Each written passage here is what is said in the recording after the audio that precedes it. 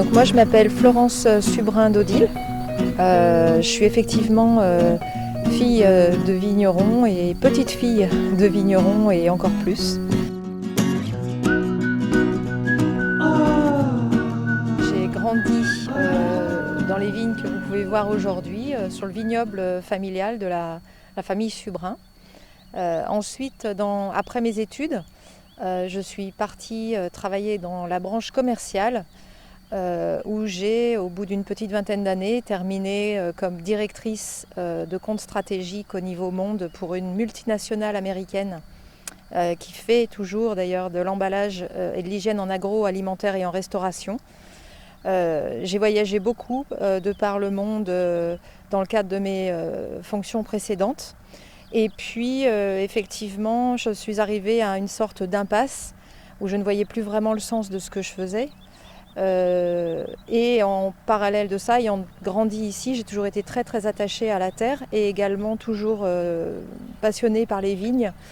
Donc je me suis dit qu'il y avait quelque chose d'intéressant à réfléchir par rapport à mon rebond professionnel et privé. Et c'est dans ce cadre-là que je suis revenue pour reprendre le domaine familial en 2017.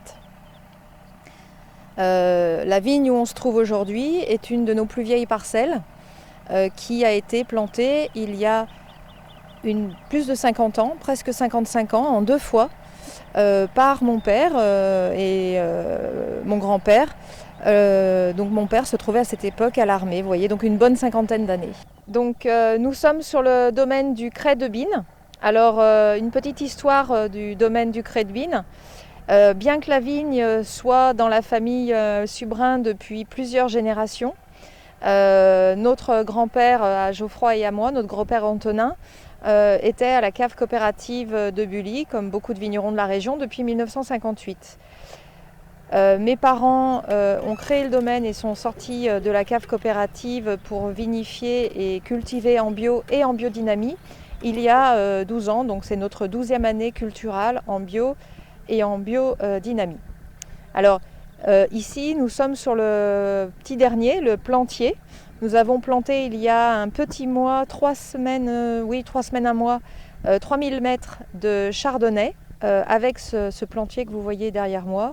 Le domaine est passé de 8 hectares 65 à 9 hectares, le tout cultivé en bio et en biodynamie avec la labellisation Déméter notamment.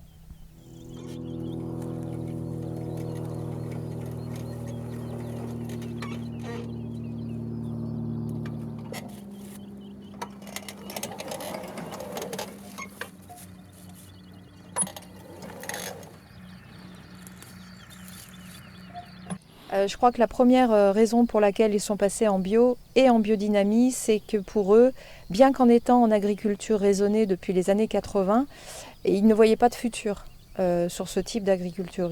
Ils n'envisageaient pas de futur économique, de valorisation du patrimoine et également de culture du vivant, du terroir, sur le mode de viticulture conventionnelle.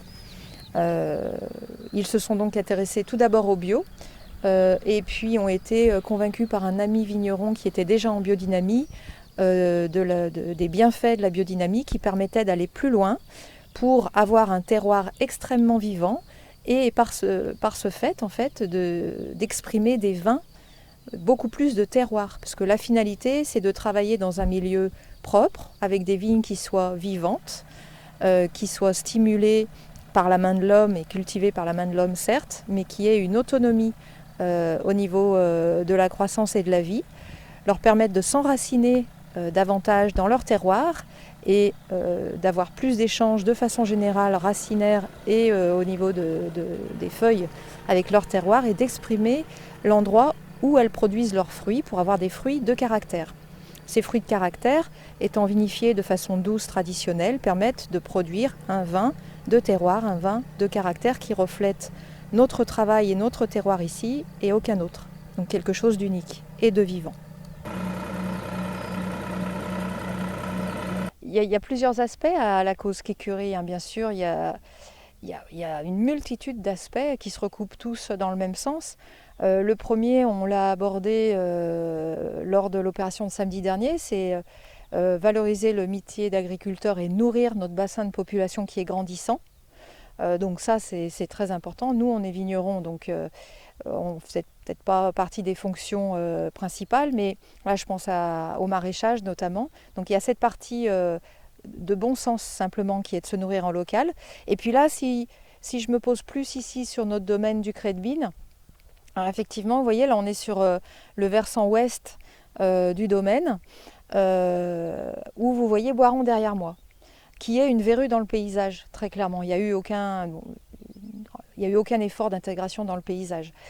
Ici, notre activité principale, c'est la viticulture, la production de vin et la vente de vin. Donc on a un caveau qui accueille des clients, parmi ces clients des locaux, mais également des touristes. Les touristes viennent dans notre région principalement pour la qualité de l'air et la qualité du paysage. Si ce que j'ai derrière moi est multiplié par 5 ou 10, nous ici nous serons très fortement impactés par l'activité touristique, par la baisse de la fréquentation du caveau, très clairement. Et je pense que ce sera le cas d'une majorité des acteurs principaux du tourisme des pays de Tarare ou du pays de l'Arbrel.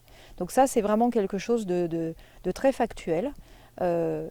Négation de l'aspect paysager de notre région a un impact directement sur la fréquentation de loisirs de notre vignoble et puis des touristes, enfin des acteurs touristiques de la région. Donc ça, c'est la première chose. Tu sais combien d'emplois ont été créés sur le site de Boiron, qui était prévu, qui a été créé au réel?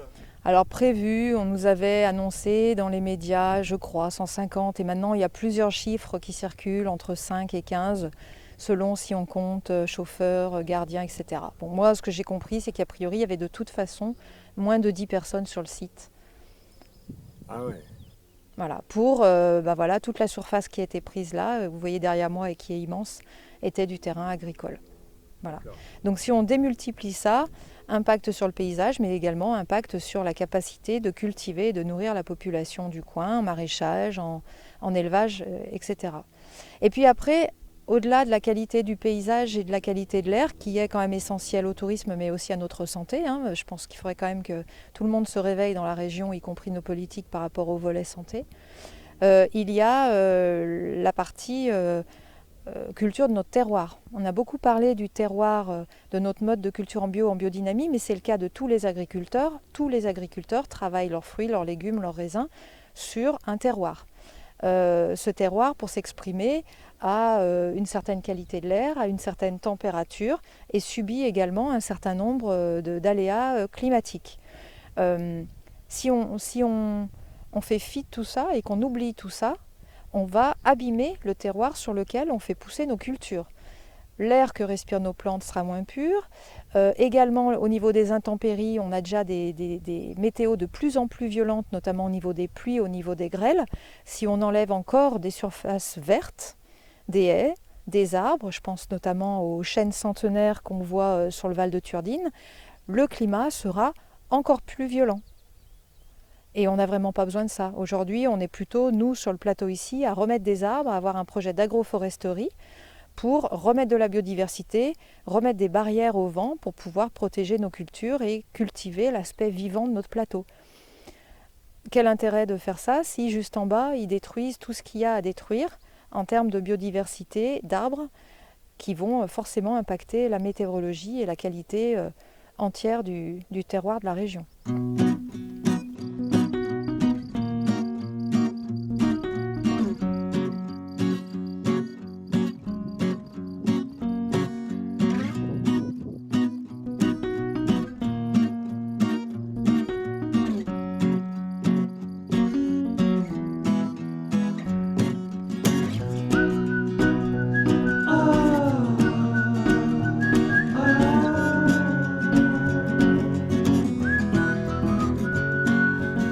La force d'un territoire, c'est aussi sa beauté, quoi. Oui, mais je pense que là, les gens qui défendent ce projet ne sont jamais partis d'ici, c'est pas possible. Ou alors ils ont prévu en partir, je sais pas. Mais la beauté du paysage, et qui vient en partie du monde agricole. C'est le monde agricole qui a fait le paysage. Voilà, et ça, c'est aussi une partie du métier qui se respecte, quoi.